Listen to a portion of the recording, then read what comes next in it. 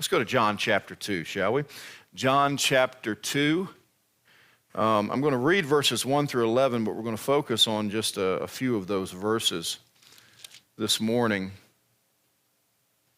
John chapter 2. A well-known narrative.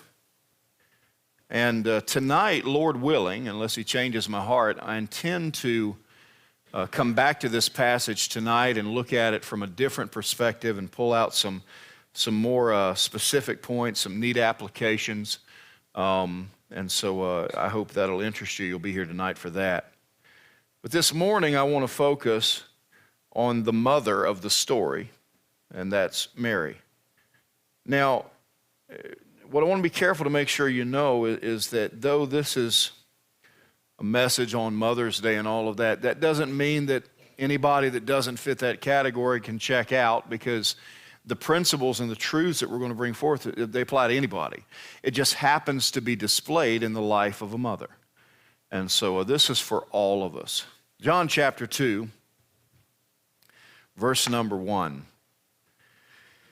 And the third day there was a marriage in Cana of Galilee, and the mother of Jesus was there. Both Jesus was called and his disciples to the marriage. And when they wanted wine, the mother of Jesus saith unto him, They have no wine. Jesus saith unto her, Woman, what have I to do with thee? Mine hour is not yet come. His mother saith unto the servants, Whatsoever he saith unto you, do it. And there were set there 6 water pots of stone, after the manner of the purifying of the Jews, containing 2 or 3 firkins apiece. Jesus saith unto them, Fill the water pots with water, and they filled them up to the brim. He saith unto them, Draw out now and bear unto the governor of the feast, and they bare it. When the ruler of the feast had tasted the water that was made wine, and knew not whence it was, but the servants which drew the water knew, the governor of the feast called the bridegroom, and saith unto him, Every man at the beginning doth set forth good wine, and when men have well drunk, then that which is worse. But thou hast kept the good wine until now. This beginning of miracles did Jesus in Cana of Galilee, and manifested forth his glory, and his disciples believed on him. We focus on Mary, the mother of Jesus, and they're at a wedding in Cana. I say we, I've not done any work to look at the topography of Israel on this. This is just what I've read, okay? But if we, scholars, whatever, are right, Cana is probably about 4 or 5 miles outside of Nazareth. It is certainly in the neighborhood of where Jesus grew up. And it's interesting to me that it says that Mary was at the wedding, but Jesus and his disciples were invited. And there is a linguistic difference there. I think the best way to explain that is that Mary has some role in the preparation and administration of this wedding. She is there and she is working. Jesus has been invited. Now, as far as Jesus being invited and his disciples, there's only 2 possible reasons that I can come up with as to why he was invited. Because Jesus was not rich, and he had not yet performed any miracles. So it wasn't like somebody said, Listen, make sure that you invite Jesus, because he always gives a really big wedding present. In this particular case, he did. But that's not why he was invited. And nobody said, make sure that you invite Jesus. He does miracles. I mean, if you're looking for, a good show after the wedding, he's your guy. Nope, that wasn't it. So if those things are ruled out, then there's only 2 reasons he was invited. And it could have been both. 1, he was family. He was family. Or 2, they liked having him around. Hey, Christians, it's okay to be friendly. It's okay for people to want you to be around. It's okay for people to enjoy your company. We don't have to go out of our way to be less than friendly with people. I believe this with all of my heart. I believe, do we see Jesus getting angry? Yeah, that whole money changers thing and all that. Yeah, we see all of that. But I think on the whole, Jesus was a very approachable man. I think that the reason children loved him was not because of his miracles, not because of some eerie, spooky thing about him. No, I think he was the kind of man that kids said, that's a good man that I can trust. Kids can sort that out with people real quick, can't they? I've just got this crazy idea that Jesus was the kind of man you wanted to be around, unless you were doing wrong. If you were doing wrong, he brought you under heavy conviction. But all things being equal, I think he was the kind of man, he was gentle, meek, and I believe enjoyable to be around, and I think that's probably why he was there. So what we're going to look at this morning is we're going to look at this wedding from the perspective of Mary. And if we were to title it this morning, we'd title it this: What Mary Knew. What Mary knew. Father, would you help us today? Would you help me to preach and teach your word in the way that most pleases you? May I rightly divide it and be a help to your people, and may Jesus be lifted up. For it's in his name we ask these things. Amen. What Mary knew. They're at this wedding, and let me explain to you how a Jewish wedding went. We went to a wedding last night, and beautiful occasion. So thankful for what the Lord is doing there, and trusting the Lord to help that family and bless them moving forward. By the way, the steak at that thing, my gracious, wow. But anyway, they said steak or chicken. I looked at that steak. I said, steak. And I wanted to go back for more, but I thought that's probably in bad form. But anyway, wow, that was good. But it's a joyous occasion, and how we usually do it is, somebody gets to know, these couple gets to know each other, and then they get engaged, and then they have a ceremony, and they get married, and then they have a reception, and then people throw stuff at them as they leave, and they go and start their life together. That's not how it worked for the Jewish people. What they would do is they would sign a contract well in advance. A lot of times it was arranged, which the older I get and the older my kids get, the more I like that idea. They don't, but I do. Kids. Let me just tell you real quick. We gave Crystal her Mother's Day presents, and Asher said, "Where's my prize?" And she said, "Your prize? Do you think you ought to get a prize because you helped me be a mom?" He goes, "Well, yeah." I think he's on to something. Hey, fellas, husbands, I think we can claim that one too. Anyway, we had a hand in this thing, didn't we? So anyway, but back to it. I'm scattered this morning. You'll have to pray for me.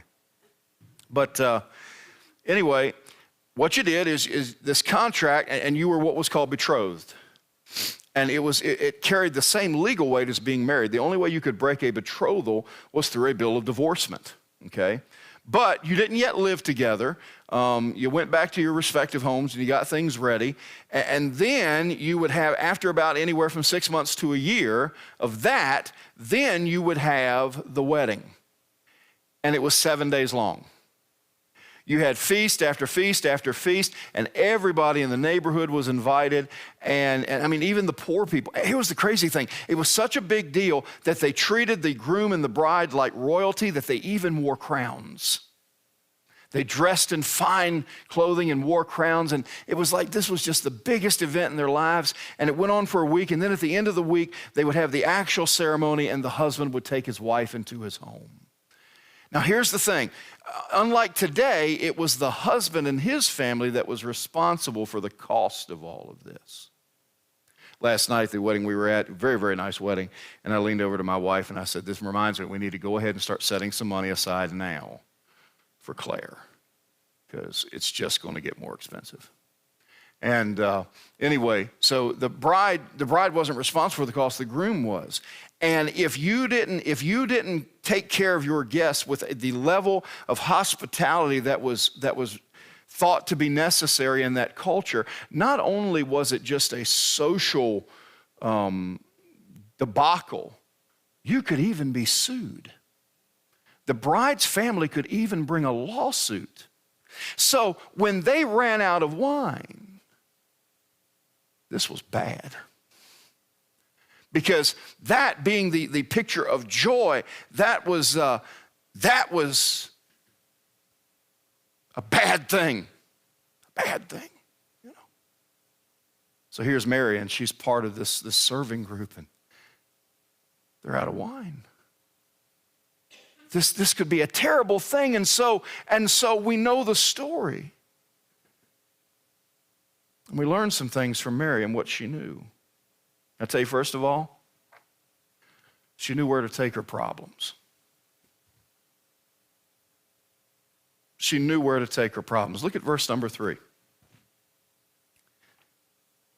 And when they wanted wine, the mother of Jesus saith unto him, they have no wine.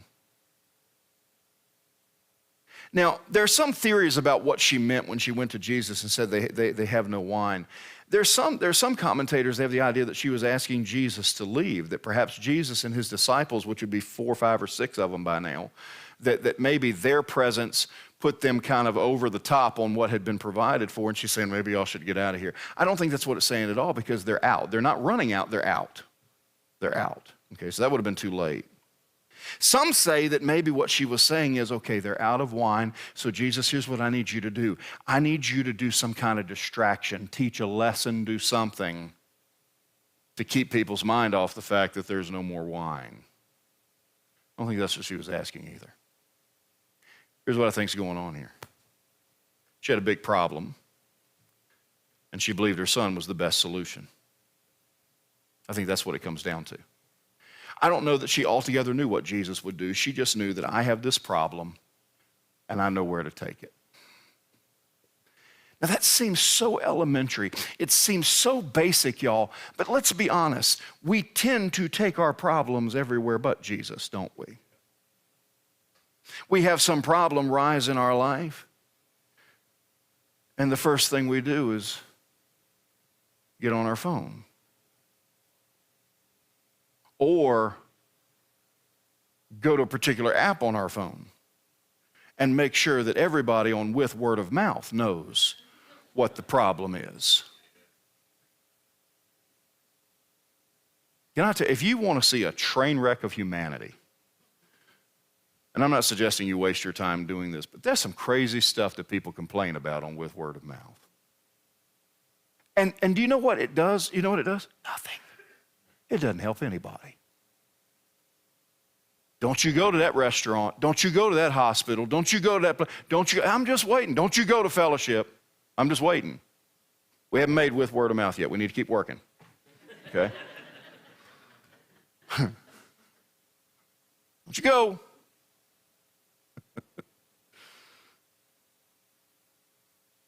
We hit that gossip train.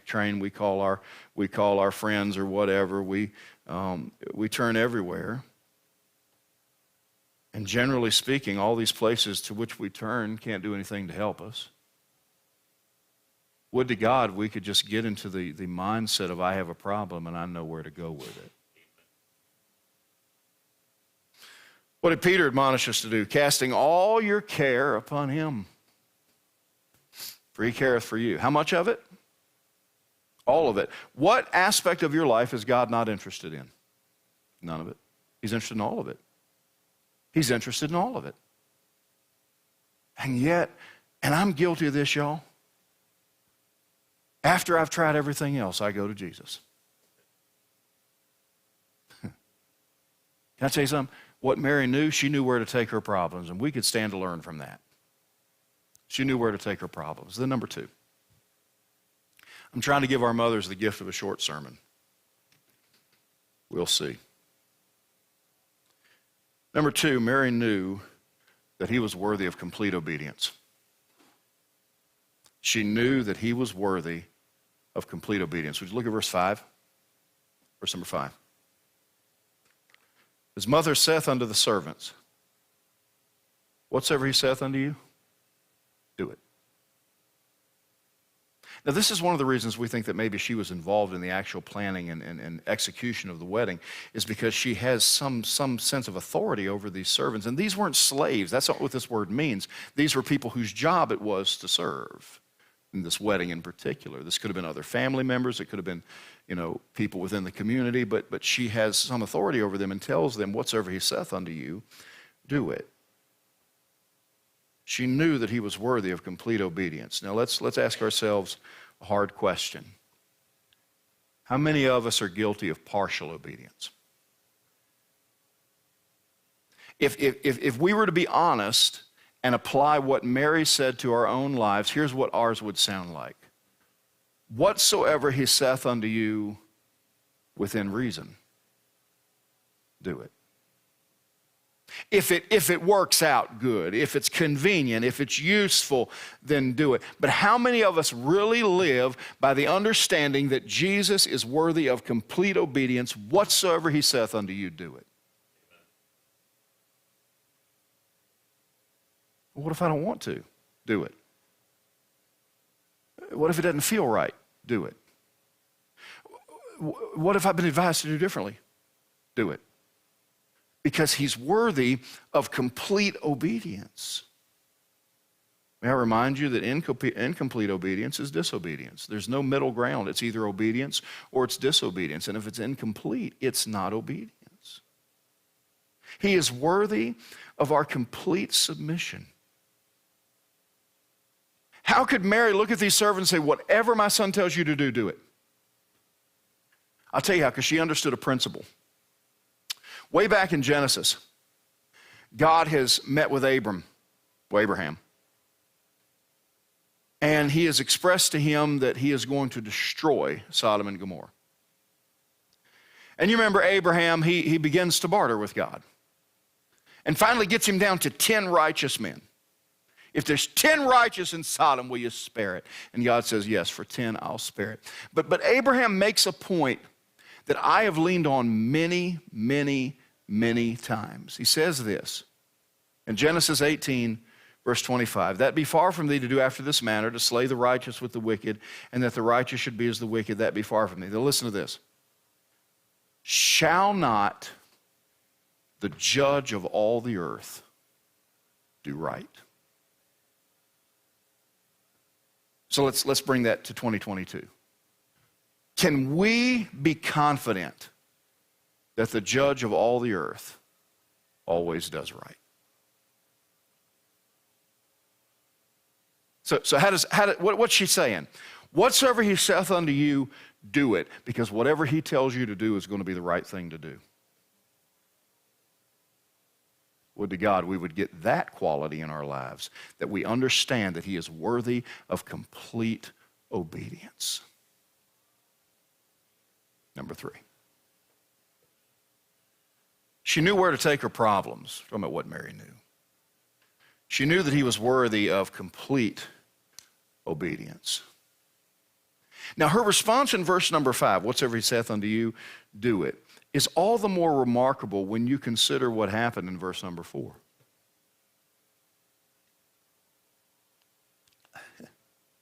So let's read verse number 4. Verse 3, let's go back to verse 3. When they wanted wine, the mother of Jesus saith unto him, they have no wine. Jesus saith unto her, woman, what have I to do with thee? Mine hour is not yet come. His mother saith unto the servants, whatsoever he saith unto you, do it. What happens in verse number 4? 2 things. First of all, there's a relationship shift. Notice he doesn't call her mother. An interesting little fact here. Throughout the whole Gospel of John, John never uses Mary's name. Did you know that? We'll talk about that tonight, if that whets your appetite at all. But Jesus shifts from mother to woman. Now, in modern culture, especially here in Appalachian, Virginia, that doesn't sound terribly respectful, does it? What would you do? I wonder. What? Oh, let's just pick somebody out. What Kayla Halusky would do. If she tells Ellie or Henry, and this would never happen, but if she tells Ellie or Henry, I want you to go clean your room. Woman, you better hope Craig's around to step in. Woman? Sometimes my wife would get a little bit sassy. Woman? And after I've said I'm sorry and bandage up. Now, in that culture, it's not nearly that way. It's actually a term of endearment. It's actually a sweet term. It's not what we would consider to be disrespectful. But what it is something other than mother. And here's what he's telling her. There's a shift in our relationship. He understands that she's his mother. Of course she is. But he is now beginning his public ministry. And no longer should she view him as her son. It's time to see me for why God sent me. And that's your Savior. See? Now let's be honest, especially moms. Would that be a hard thing for you? I mean, my goodness. My little baby. How much stronger would that be when you have a little baby that never once sinned against you? That never once treated you disrespectfully. And now he brings you to an understanding that our relationship has shifted now. Woman. So there's a relationship shift. Okay. But you know what else happens here? There's a refused solution.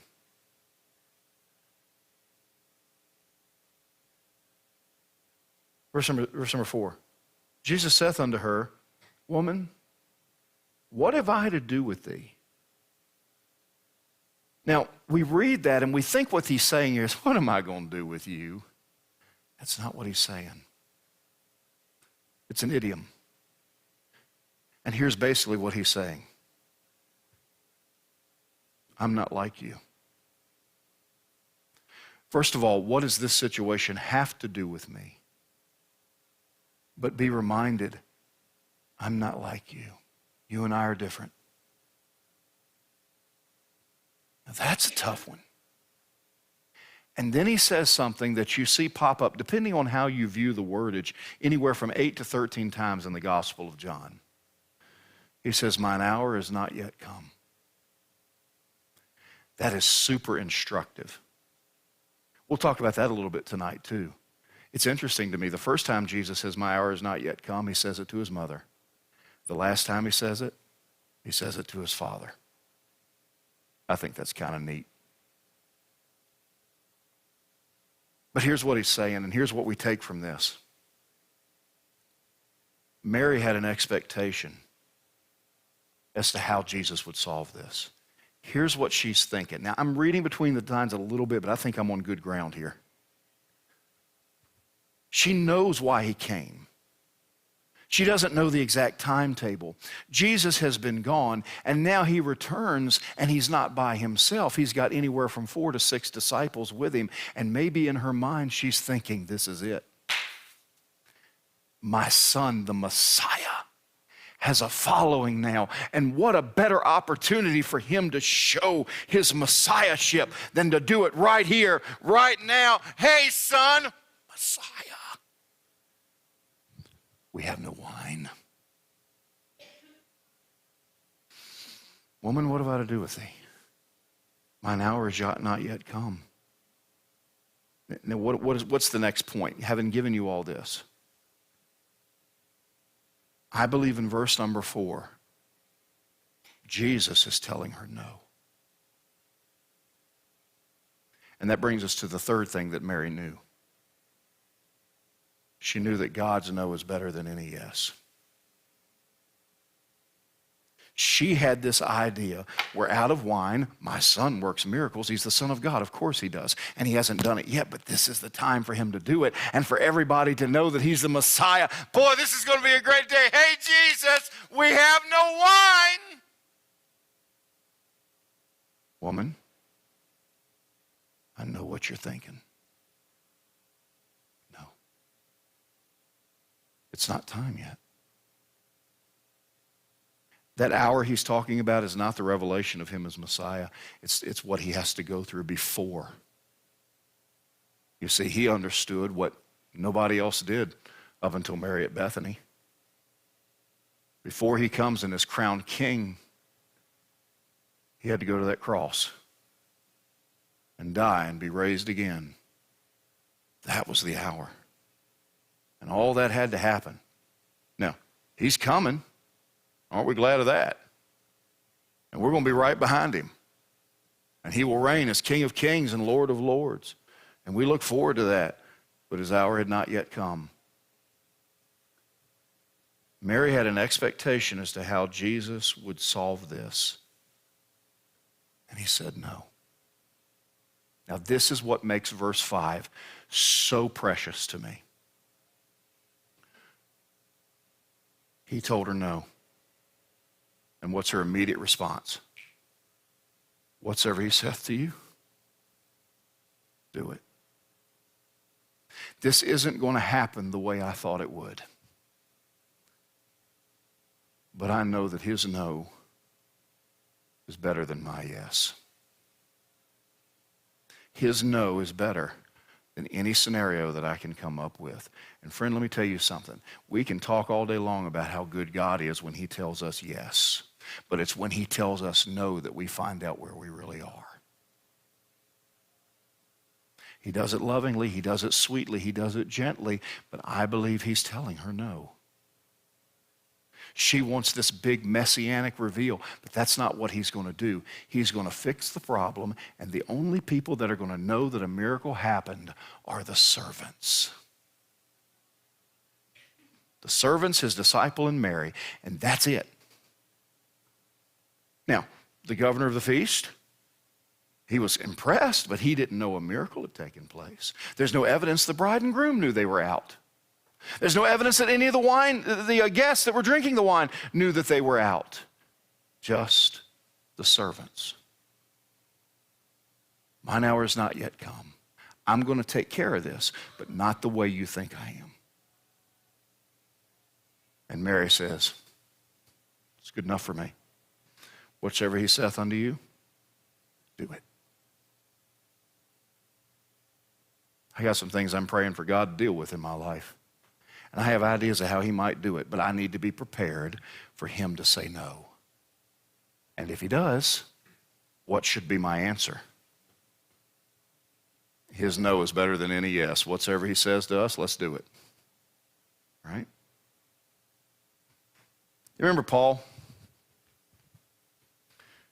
Lest I should be exalted above measure through the abundance of the revelations, there's given to me a thorn in the flesh, a messenger of Satan to buffet me.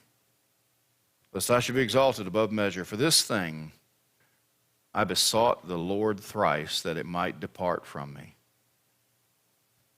What do you say to him? No. He said unto me, my grace is sufficient for thee. For my strength is made perfect in weakness. Most gladly, therefore, will I rather glory in my infirmities, that the power of Christ may rest upon me. Therefore, I take pleasures in infirmities and reproaches and necessities and persecutions and distresses for Christ's sake. For when I am weak, then am I strong. What's Paul saying? I have learned that God's no is better than any yes.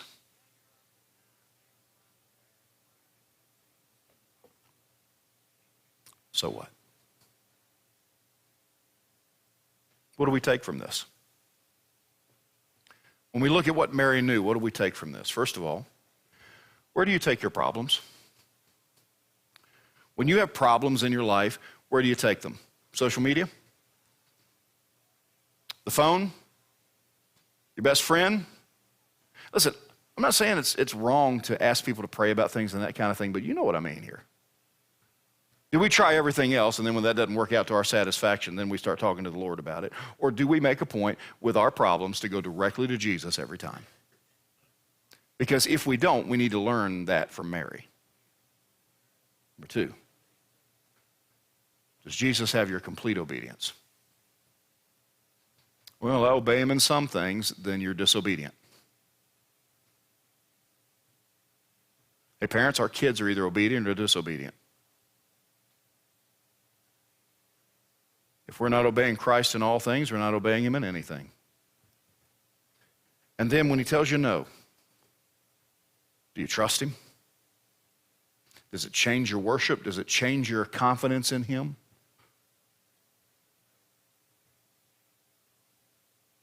Are you saved?